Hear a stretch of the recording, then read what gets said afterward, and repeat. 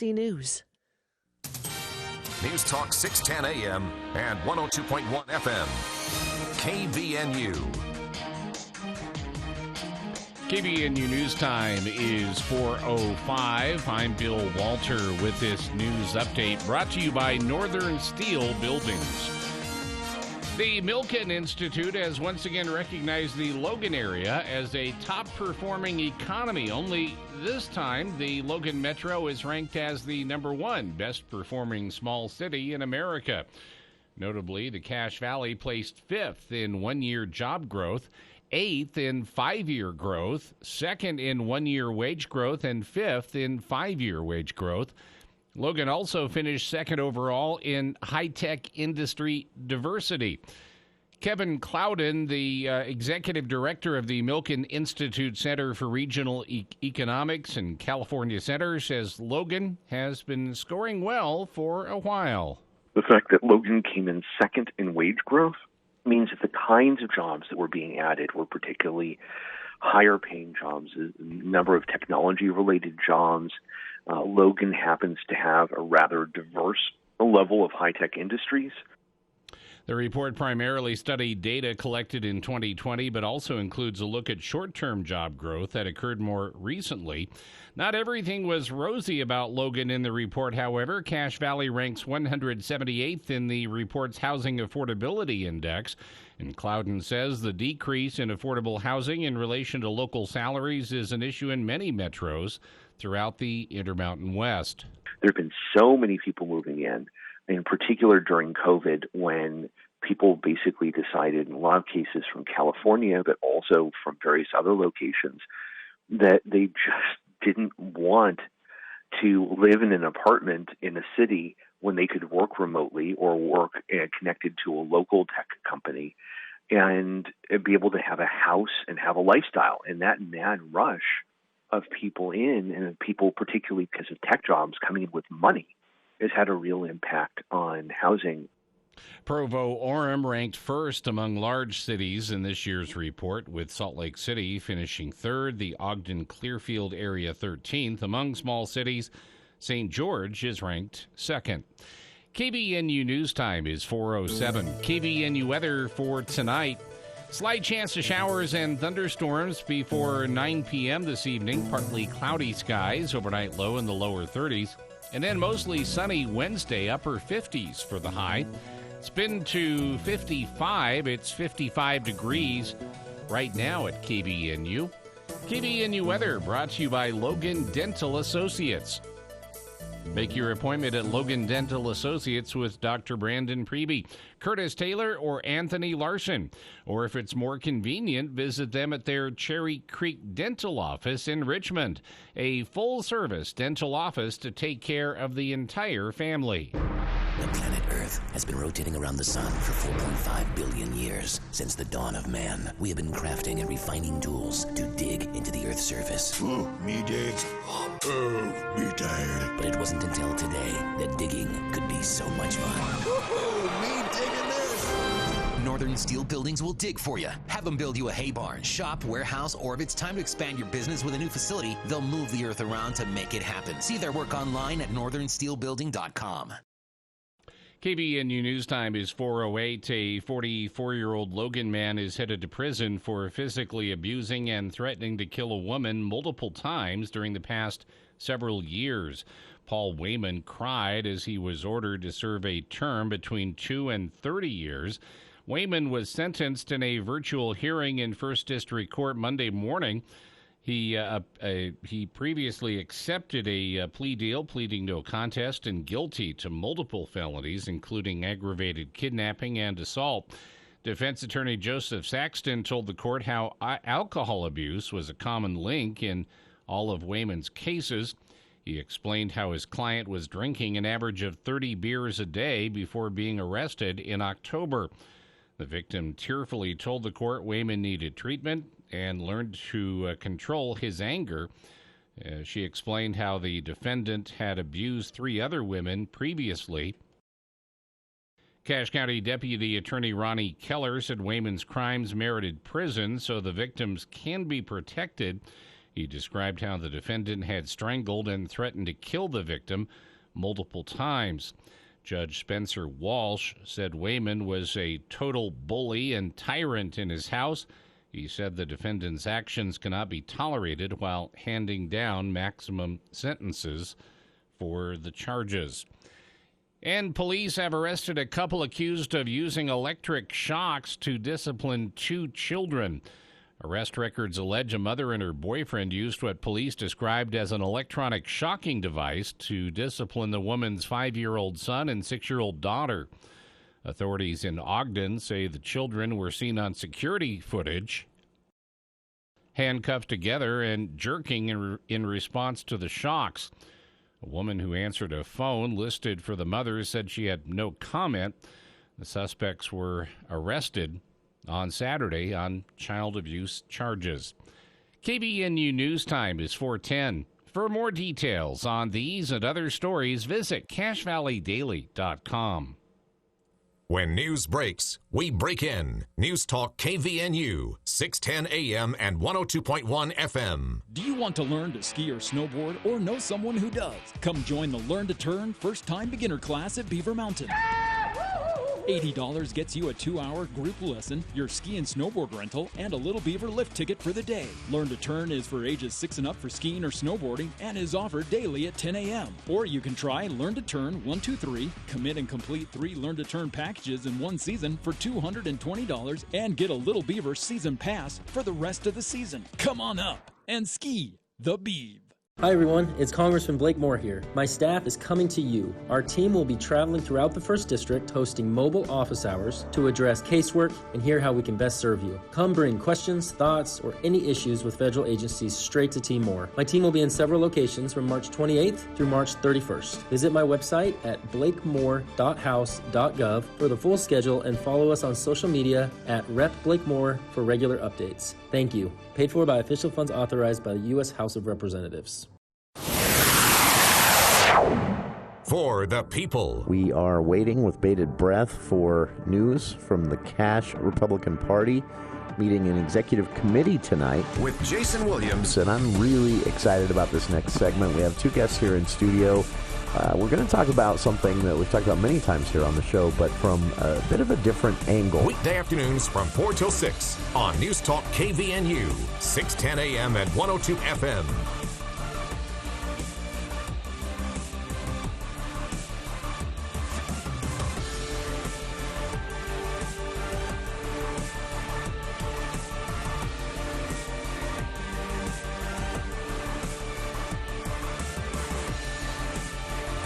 Welcome to KVNU's For the People. It is Tuesday, March 29th. I'm out today, so we're going to be revisiting some of our best interviews over the last several weeks, things that we got the biggest response from listeners, and one that I'm actually excited to get back to because last week we did have to cut it a bit short.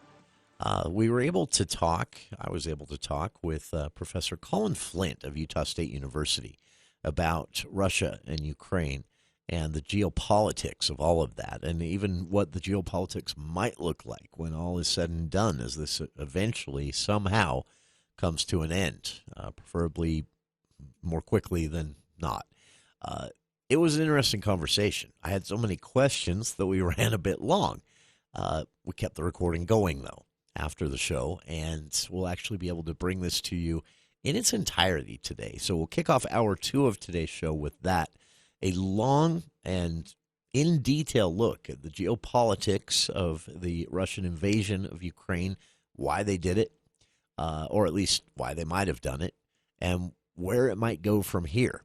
Surprising headlines out of Ukraine every day showing that Russia not expecting the response they got and retooling their strategy from originally stated basically an invasion and occupation of a country to now just invasion and occupation of some cities to force leadership change.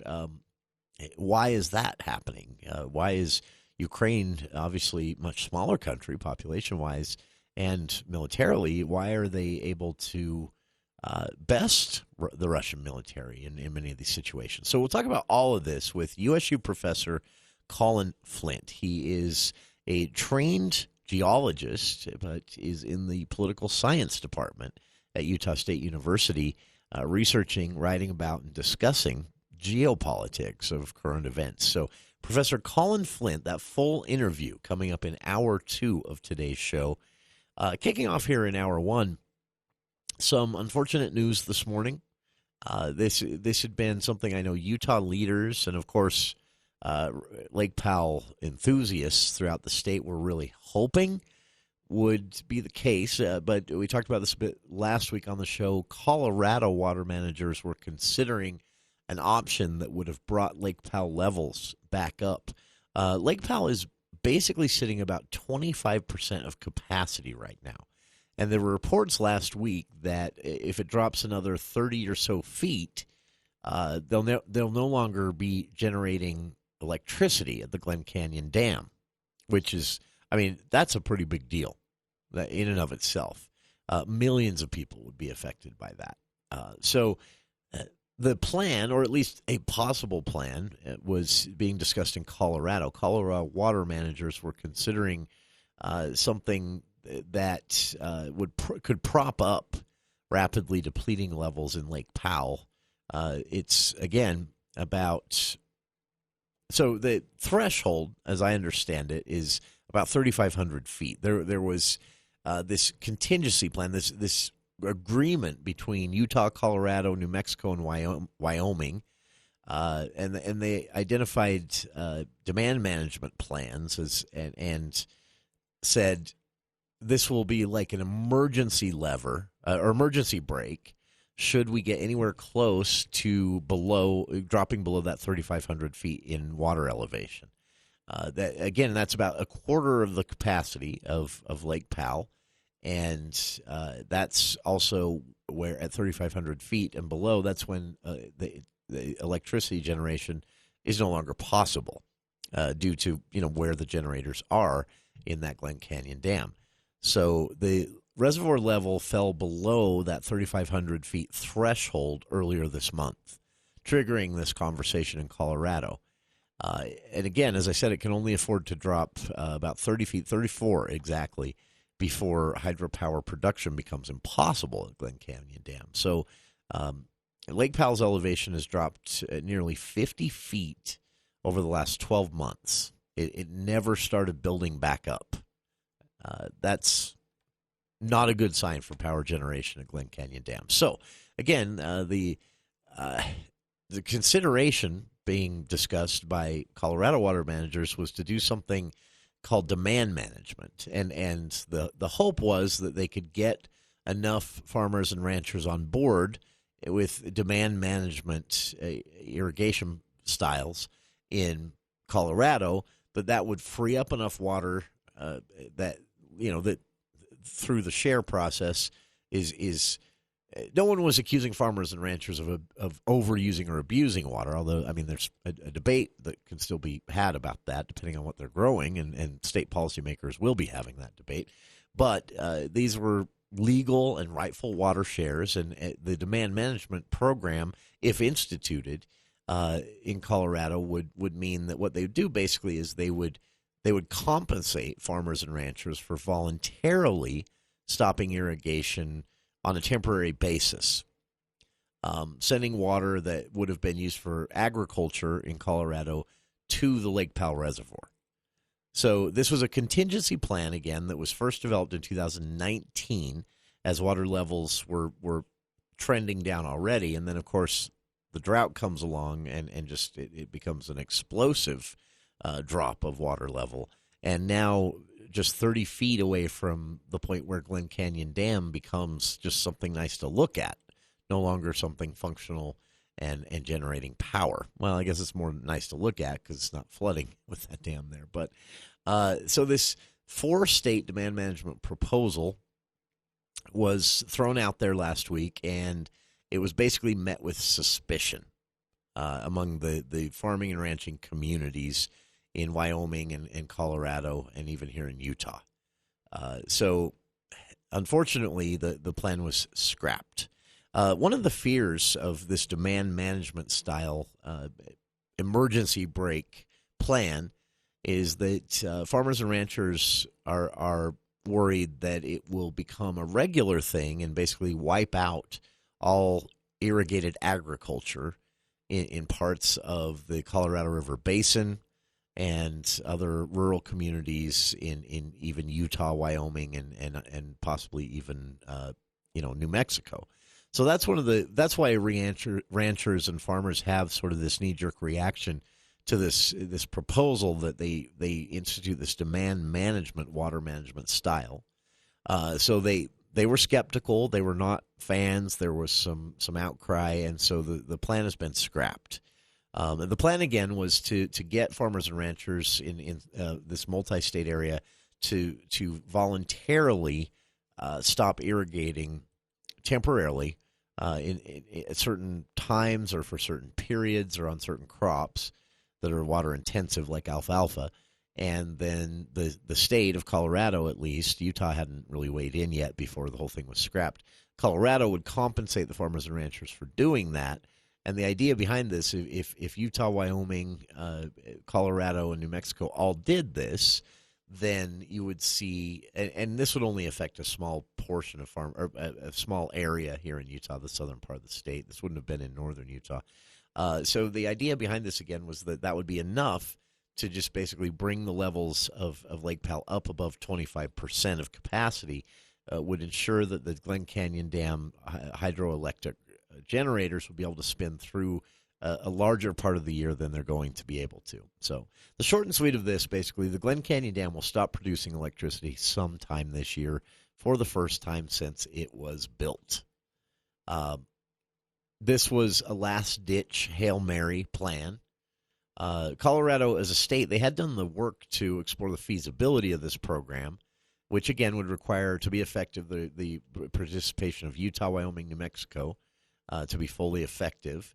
And the Colorado Water Conservation Board Chair Jocelyn Brown said last week that Colorado will halt the program while other states that sort of balked at the idea catch up. So here in Utah, the official policy is support for a 4-state demand management program. Amy Haas, executive director of the Colorado River Authority of Utah, said that the state is also prepared to move forward with water conservation pilot projects of different types if necessary. But she felt that this was a good plan, and Haas said that it's unfortunate that Colorado has rejected agricultural communities rejected the proposal, but they have, and policymakers aren't willing to force it upon them, which is probably good, and that becomes a problem. So a couple of things we know at this point when it comes to Lake Powell. The proposed Lake Powell pipeline is dead. I was going to say dead in the water, but there's no water. So that idea is dead. That's a lot of wasted taxpayer dollars on something that many people at this point rightfully said was poor plan. It was planned for a 140-mile-long water pipe from the Lake Powell area to St. George. That's dead at this point. That ain't going to happen, at least not for a long, long time, if ever.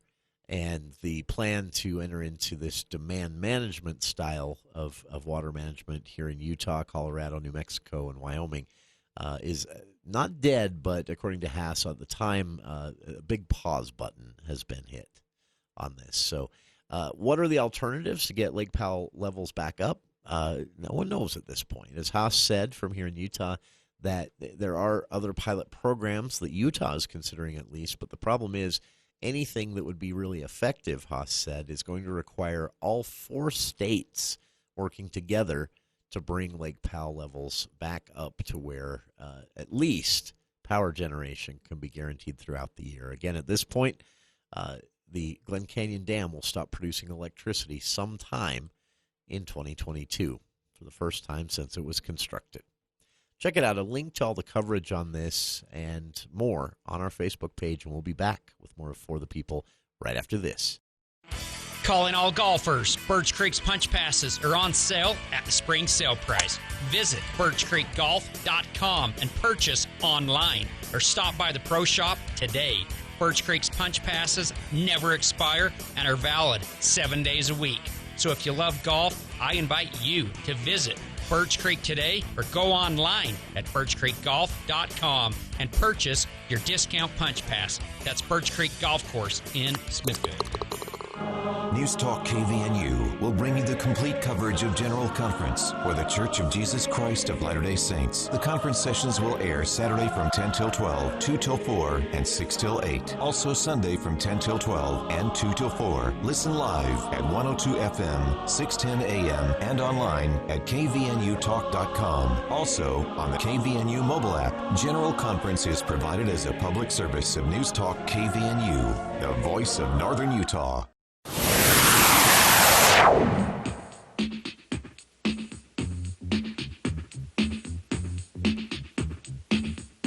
Welcome back to KVNU's For the People. Speaking of Bear Lake, which we've been doing here a bit on the show today, an upcoming public hearing.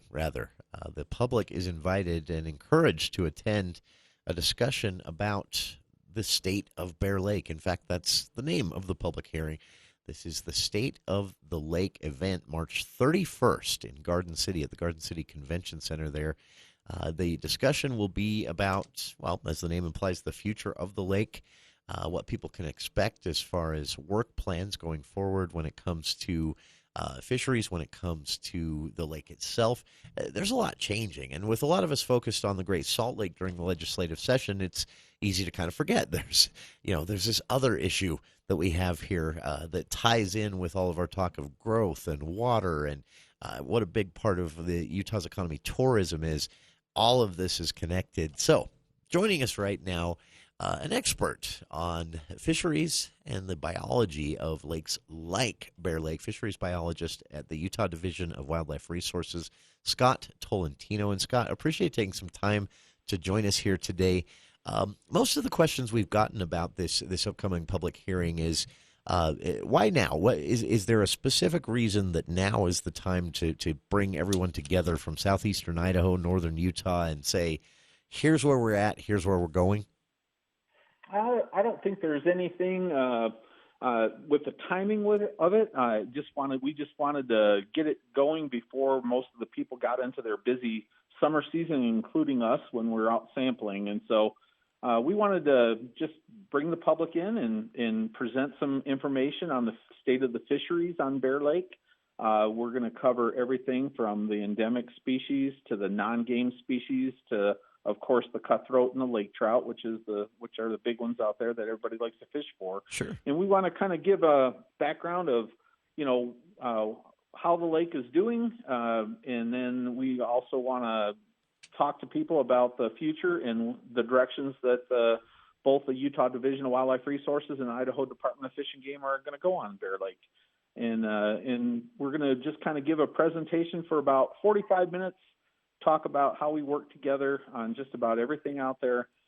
We have a fisheries management plan in place on the lake, and we want to update that in the future. And we want the public to hear what's going on, and if they have any input, they're welcome to give it to us, and we'll go from there. Sure.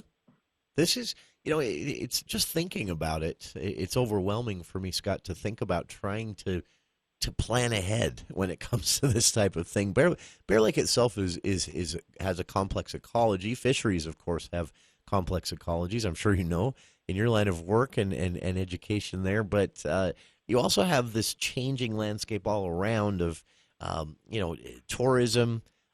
You have, the loss of agricultural land to developments and subdivisions, and that affects lifestyles, which can then change how lakes are used. How do you factor all of this in? Oh, that's a good question. We try our best. And so, but you are absolutely right. There are so many different things that have changed, and COVID was one of them. I almost feel like COVID is you're kicking a dead horse there, but literally it has changed it. And the recreation opportunities in Utah, it's allowed people to expand their use of the resources out there, whether it's non-consumptive or consumptive uses, and that includes Bear Lake. And we feel it's very important to, manage the lake wisely. We have a very unique system up there with 4 endemic fish that are found nowhere else in the world. So, my job is to try to balance the conservation of those native endemic fish and then provide a sport fishery for the anglers that they're happy with. And, not everybody's happy sometime with some of the decisions that are made, but this is an opportunity to hear, what we've done and how we've come along. We're pretty proud of the state of Bear Lake right now, and we want to share that with the public and show some of the success stories and how some of the money from fishing and hunting licenses have been spent to improve the resource up there. And then we want to continue on and look into the future and see, where we want to go and what the public is interested in. Sure. And this, speaking of success stories, I'm hesitant to spoil anything because, of course, you want people to come there to the public meeting, which again is March 31st at 6 p.m. at the Garden City Convention Center. This is open to everyone, but this is going to be most interesting, I think, to community members attached to the lake, anglers. And one of the success stories that I know you have that you're going to be sharing and talking about that night, some pretty positive population trends when it comes to the fisheries, right? Absolutely, yeah. People have been doing really well on Bear Lake, and this winter it finally froze over after 5 years of being open. And it allowed the ice fishermen to get out there and really enjoy some of the ice fishing that we have up there. And they're still doing it, and it's going to be going on for several more weeks. Most of the lower elevation reservoirs are melting, and we still have ice up there. But, it's really important for the anglers to understand that, there's a lot more to it than just stocking fish and people catching fish. We have to look at these native fish up there and make sure that, we are doing our best to ensure that the populations are strong and viable and yet, provide this opportunity for anglers to catch lake trout and cutthroat that they really enjoy. Sure. It's a really, it's a challenge, but it's a great challenge. And right now the fishery is doing quite well. Does it present a challenge that the lake is kind of co-managed, two different states? In some areas in the state where reservoirs or bodies of water cross state lines, sometimes both agencies aren't on the same page on some of their management or interpretation of even the data. However, with the Idaho Department of Fish and Game and Utah Division of Wildlife Resources, we look at things almost exactly the same way. We are very happy with our participation with the other agencies, and they're happy with us. And so everybody is getting along, and our like I said, our management plan has to be approved in two different states. So our Utah Wildlife Board approves that, and then the Idaho Fish and Game Commission approves that. And so we write those plans and we go to those boards, and they get a lot of public feedback. And this is just part of the process where we want public to come in and understand what's going on and what we face and, some of the challenges we need to look at before we make a decision on which way to go with certain things. Just great to highlight how complex all of this is. And honestly, it's an important one to attend for the public, for anyone who enjoys Bear Lake. Even if you've never fished in your life, the public meeting is one of interest. Put it on your calendar. It's scheduled for next Thursday, March 31st at the Garden City Convention Center in the Lakeside Room there at the Garden City Convention Center. It's open to the public, starts at 6 p.m. That complex, by the way, is located at 69 North Parkway there in Garden City, so just off the main road there. And again, the public meeting, it starts at 6 p.m., a chance to talk about where Bear Lake's at, where things are going, talk about work plans for 2022, the fisheries, the population trends, and more. All of that will be presented by Scott and others. And our guest, again, has been Scott Tolentino, a fisheries biologist stationed at Bear Lake. And Scott, you've been doing this for a while. I appreciate that you guys are doing this to involve the public and get people interested, involved. And we'll see you over there. That sounds great. We really appreciate you having us on the show, and we'll look forward to talking with the public next week, Thursday. Absolutely. Again, next Thursday, March 31st, 6 p.m. at the Garden City Convention Center, the State of the Lake public meeting. Thanks again to Scott Tolentino, fisheries biologist with the Department of Wildlife Resources here in Utah. for joining us. Thanks to our listeners for tuning in as well. Hope you'll stay tuned. We'll be back right after this look at the news with KVNU's Bill Walter.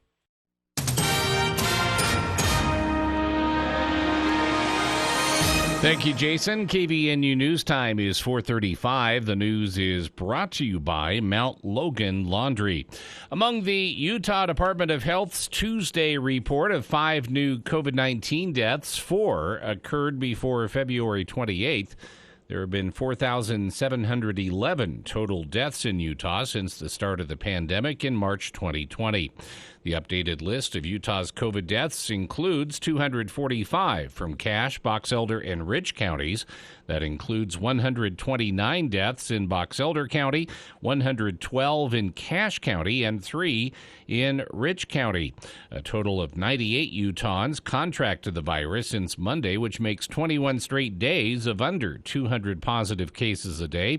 With the new Tuesday numbers included, the total of positive coronavirus cases during the more than 24 months of the pandemic is 927,649. As of Monday, 97 people are hospitalized with the virus, which is 5 fewer than on the previous reporting day. Of those patients, 20 are in the intensive care with COVID, same as on Monday. So as of today, that is, 97 people are hospitalized. 5 fewer than Monday. The health department reports about 60% of Utah's ICU beds are occupied. Anything over 85% is considered functionally full. In the Bear River Health Department, more than 52,000 residents of Utah's 3 northern counties have contracted the virus, and to date, more than 2,000 have been hospitalized in the district. UDOH has announced that after this coming Thursday, there will no longer be daily COVID-19 data available. Orem police said the man investigators arrested after he admitted to killing his girlfriend over the weekend has a violent history. Police said that 27-year-old Daniel Padilla Ang has been arrested 5 times in the past 8 years, with 2 incidents being for domestic violence. Liz Solis with the Utah Domestic Violence Coalition told KUTV, anytime there are cases when violence escalates to the point of homicide, it's incredibly tragic, but also very preventable. Solis said the fact that Padilla has a history with domestic violence is undoubtedly frustrating. Padilla told police he killed his girlfriend of 4 months on Saturday following a drunken argument. In the arrest documents from police, he told investigators he completed court-ordered counseling. Solis stressed that counseling is a tool that works for many individuals in these types of cases, but it involves choice and accountability. And 33 students from Ridgeline and Mountain Crest High Schools will showcase their talent during the 23rd Annual Young Artist Cup competition this Wednesday and Thursday evenings at 7 p.m. in the Mountain Crest High School auditorium. The competition, presented by the Young Artist Cup Committee in association with the schools, will showcase the musical talents of the students in 10th through 12th grades in 6 categories, which include graphic art design, female and male vocals, string instruments, piano, and brass wind percussion. A Young Artist Cup Committee member, Ruth Ann Ellis, said the talent just blows her away every year. The piano and brass wind percussion portion of the cup will be held on Wednesday evening, while the string and vocal competition will be held on Thursday. Admission is free, and refreshments will be provided to anyone who attends.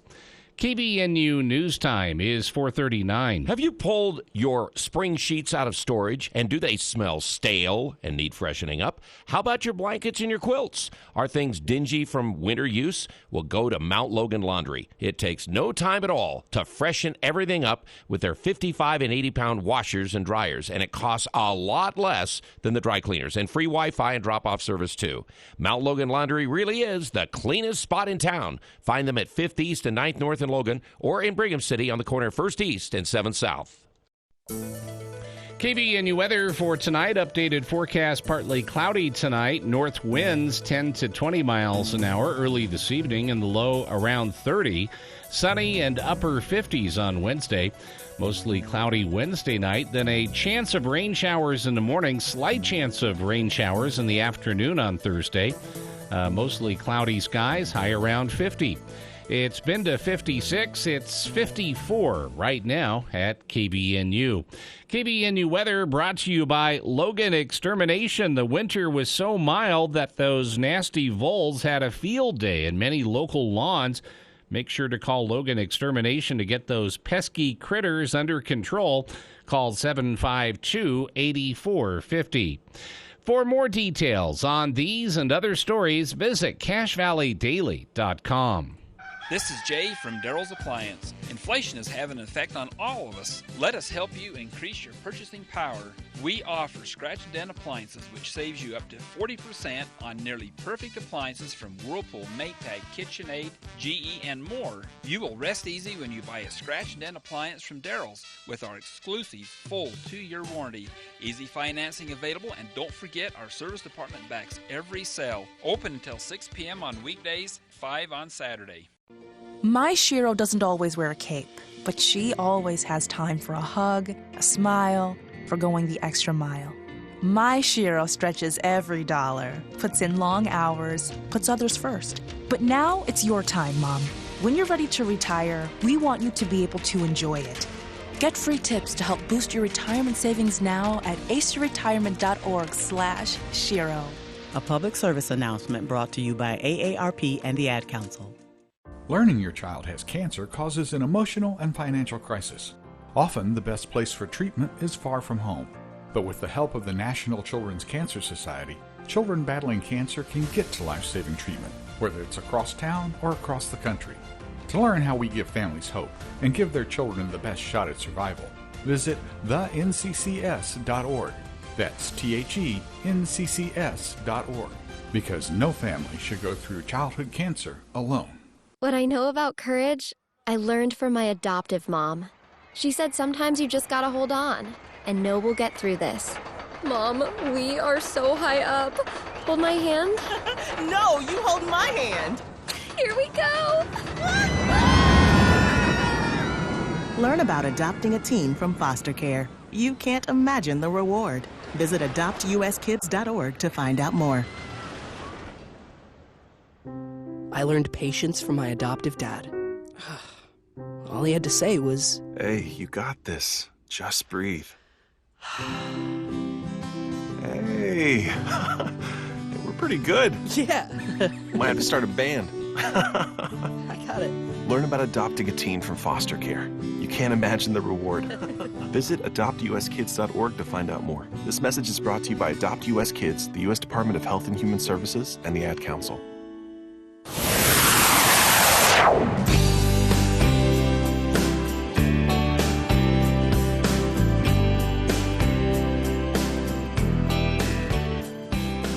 Welcome back to KVN News for the People. Some USU-related things to talk about and announce. First up, tomorrow here in the Valley at, 5:30 to 7:30 p.m. So this is Wednesday, 5:30 to 7:30 p.m. on the second floor of the Stacked Pancakes building there. It's 31 North Main Street in Logan. 5:30 to 7:30 p.m., Utah State University's Permaculture Initiative is hosting a community seed swap. So again, that's tomorrow, 5:30 to 7:30 p.m. at the second floor of the building that currently houses Stacked Pancakes, which, again, 31 North Main Street in Logan. And they're inviting everyone, who wants to learn more about permaculture or just connect with others in the community, find out what people are growing in Cache Valley. They're encouraging everyone to attend and bring labeled seeds to swap and share, or just come and check it out. There will be cuttings and starts to trade with others. And Remington Maston is a gentleman who emailed us here at the studio. He's an assistant with USU's Permaculture Initiative. And he emailed, said, the event is not only meant as an educational introduction to permaculture practices, but it's becoming more and more of a thing that might actually be a huge part of the future here in Utah. Back to our conversation earlier about Lake Powell levels and knowing in sight, at least for this year, on water levels coming up enough to stop Glen Canyon Dam from shutting down electricity generation. That's a pretty big deal. So Mastin said permaculture is something more and more people are taking an interest in as part of recognizing and accepting the fact that we live in a desert state. Gardening can become a sustainable practice, or at least a lot more water friendly. It doesn't mean you have to go without produce and things like that, but there's a different way to go about produce. An interesting phrase. So according to USU's Permaculture Initiative website, permaculture is just a different process for mimicking a natural balanced ecosystems. So a lot of what we do in our gardens and our yards is to offset the fact that we've planted things that don't grow well in Utah. We've planted them in places where they're getting too much sun or too little sun, so they need more water or less water. They need pruning because we plant them in a way that we need to keep them. Anyway, so we basically try to, through our own yard care, we try to mimic or replace what can happen naturally in an ecosystem. Permaculture is sort of more embracing the natural. One example that I can give to understand what permaculture is, I thought this was very cool.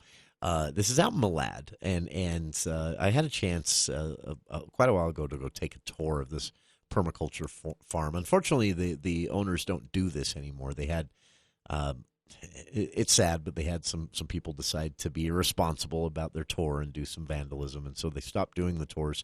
But when they were doing the tours, anyone could go out. All you had to do was call ahead, get on the list, and if you timed it well, it'd just be you and the owners, and they'd walk you around this permaculture farm. And so, I'll give you an example of what permaculture means. One of the things that they would do is when they would pick. So you have an apple tree. When they would pick the apple tree, they would only pick the center. They'd leave apples on the bottom of the tree and on the top of the tree. And it made the trees look really weird, but there was a reason for that. They leave them on the top for the birds, and they left them on the bottom for the pigs. And you can just kind of imagine, the process that happens from there. The pigs come along and eat them.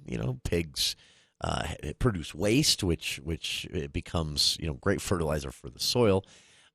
Birds pick them off the top, which actually brings more birds in, and they have their own, benefit to the ecosystem. But that was just one example. There were other things that were being done with straw berms and pumpkins. It was just amazing. Growing pumpkins and only watering them once a month in Utah. It's just amazing stuff. But that's what permaculture is. So anyway, the USU Permaculture Initiative is hosting sort of this meet and greet style seed swap. So the seed swap and the start swap is a real part of this. People bring things to share, and the secondary reason, according to Madsen, again, is to get people talking about this, to introduce people to each other who are both interested in permaculture or maybe experimenting with it or maybe wanting to experiment with it. Come and meet people with a bit of experience and make connections. So again, that's tomorrow, 5:30 to 7:30 p.m., Wednesday, on the second floor of the building at 31 North Main Street in Logan. It's basically the second floor above Stacked Pancakes is the business there on 31 North Main. And that's, again, 5:30 to 7:30 p.m. tomorrow night, Wednesday night. One other USU-related thing I wanted to highlight here, and we'll actually be reaching out to them to get them here on the show before the event takes place. Fingers crossed. But with the schedule tightening, theirs and ours, it might not happen. So I'm throwing it out right now. Coming up this Friday, April 1st, USU Science Unwrapped is hosting a different style event than what you're used to from Science Unwrapped. It's called Electric Avenues, and it takes place this Friday at the Eccles Conference Center there, where they usually take place. The Emmert Auditorium Room at the Eccles Science Learning Center, not Conference Center. And normally what they do with Science Unwrapped is it's a bit of a hands-on, interactive experience that you go to learn about science, courtesy of USU students, grad students, and staff. But this one coming up Friday is more like a traditional lecture that you might have with a guest speaker coming in. So, and the speaker is actually someone who's pretty big in Utah politics right now. Not politics, I shouldn't say that, but public policy. A person named Reagan Zane. And Reagan will share the experience of something called Aspire. This is so Aspire has actually been around for a bit, and USU electrical engineer Reagan Zane, who will be again speaking on Friday, he'll be there speaking to the crowd at Science Unwrapped on Friday, is someone who's been involved with this from the start. And Aspire, what Aspire stands for is Advancing Sustainability Through Powered Infrastructure for Roadway Electrification. This is funded engineering research being funded by the National Science Foundation, and it's been running out of USU for a while now. And as the name implies, Aspire, it's looking into that basically. It's engineers and scientists putting their heads together, engineers and researchers of more hands-on, molecular scientists even involved in this. And what they're doing is as Zane says, the writing is on the wall. The future of transportation is electricity. That's a given. But can we speed it up? Can we make it happen faster? Can we make it happen cheaper? Can we make it more convenient and practical than it currently is? And that's the whole point of Aspire at Utah State University. And again, this is running out of the USU's Department of Electrical and Computer Engineering, so they're involved too, the nerds. I can say that because I'm a nerd. So on April 1st, the event it's also the final Science Unwrapped event of the 2021-22 Science on the Horizon series. They'll be back in September with a brand new series. But this Friday, the final event in the Science Unwrapped 21-22 season is going to be entirely focused on the work of Aspire. Again, advanced sustainability through powered infrastructure for roadway electrification at Utah State University. This is a multi-institution, National Science Foundation funded ongoing research project at USU that is looking at different ways to electrify roads. They compare themselves. The title of the event Friday brings this up as well. But they compare themselves to London's Brixton district, or their work to that led to London's Brixton district. It became known as Electric Avenue. It was the first place in England where major streets were lit by incandescent lights in the 19th century. So that's why they're calling this event Friday Electric Avenue, because they feel like they're on the cusp of the same thing. This, Zane said, will be a big shift in the way we get around, the way we power our vehicles. And it doesn't mean, nothing but buses and public transportation trains. What they're looking at is, retaining some of the independence of a personal vehicle, but electrifying roadways in different ways to move them along. It's a cool idea right out of Blade Runner, really, science fiction in general. But Zane says it's a lot closer and more possible and more cheaply than most people think. So that's what they'll be talking about in this presentation. Electric Avenues, again, it's happening at 7 p.m. at the Eccles Science Learning Center on campus this Friday, April 1st, the final USU Science Unwrapped event for the school year takes place. I've linked to it, including some of the cool photos Aspire sent along. Director Reagan Zane, again, will be speaking this Friday at this outreach event. Check it out. The future of transportation. As Zane says, the writing's on the wall. The question is really just when. I've linked to it on the Facebook page, and we'll be back with more of For the People right after this. Hi, it's Congressman Blake Moore here. As you know, the prices of gas, groceries, utilities, and housing are surging. Inflation has been increasing due to President Biden's policies, and it's a painful tax on all Utah families. I'm working hard to reverse these policies that are driving inflation and bring fiscal responsibility back to Washington. With inflation rising faster than paychecks, it's clear we need to balance our nation's checkbook. I've started a debt and deficit task force with stakeholders across Utah's 1st District to address America's most pressing financial problems. Please visit my website, www.blakemore.house.gov, to learn more about our productive solutions that will keep more money in your pockets. Paid for by official funds authorized by the U.S. House of Representatives. I'm Providence resident Gloria Nadal. None of the roofers that I contacted could get my insurance company to approve replacing my roof.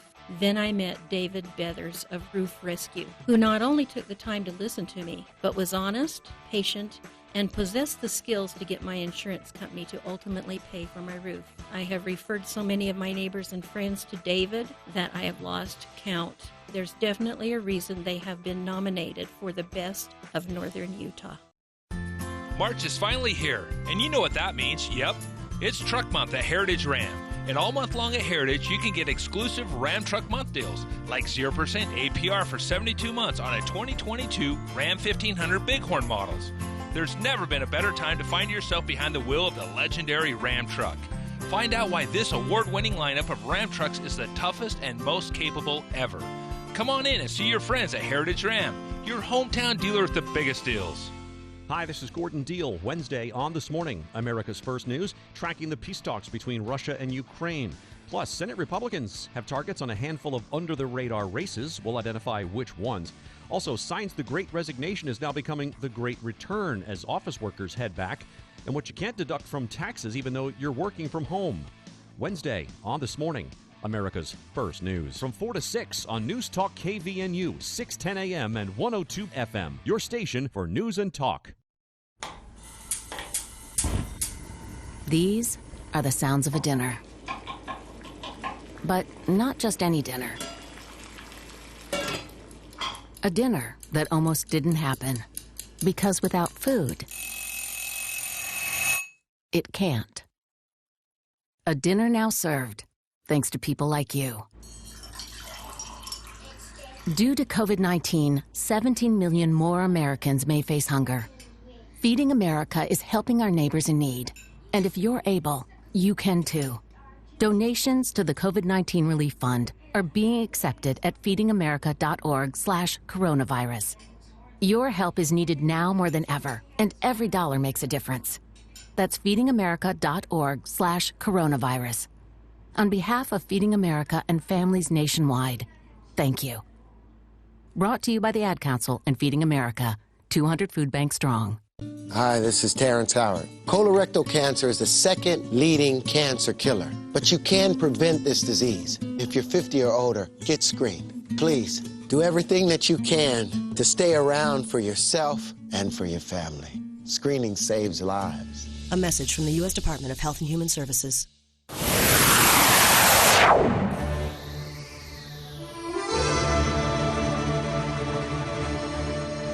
That's it for hour one of today's show. Coming up in hour two, though, a look at Ukraine and the Russian invasion with USU political science professor Colin Firth. The full interview, you heard most of it last week. We ran out of time. We kept recording. The whole thing coming up next hour here on the show. Before we part ways this hour, though, this is really interesting. Deseret News has a great write-up on this, but a review of teen use of social media found that Instagram, Snapchat, TikTok remain the favorites for your 14 to 18-year-olds. So then they asked, are they safe? Instagram and Snapchat both have a parental control center that has some great features, but can be turned off by even a minor using the app. The winner, surprisingly, the newbie. TikTok actually came in with the highest rating from parents, allowing parents to not only set up parental controls, but actually link their accounts with something called family pairing. Moms and dads can actually set time limits and see everything their child is doing until their child turns 18, at which point the features are automatically disabled. It's kind of a cool thing, and I'm surprised TikTok is leading the way on this, being the newest of the social media platforms, leading to some obvious questions. Snapchat, Instagram, and you, Facebook. What you been doing? all this time. Check it out. Great write-up of this review of child safety features on the top 3 social media platforms with teens at the Deseret News. I've linked to it on our Facebook page. USU professor Colin Flint, geopolitical scientist at the Political Science Department at USU, joins us next hour to talk Ukraine and Russia here on KVNU Logan.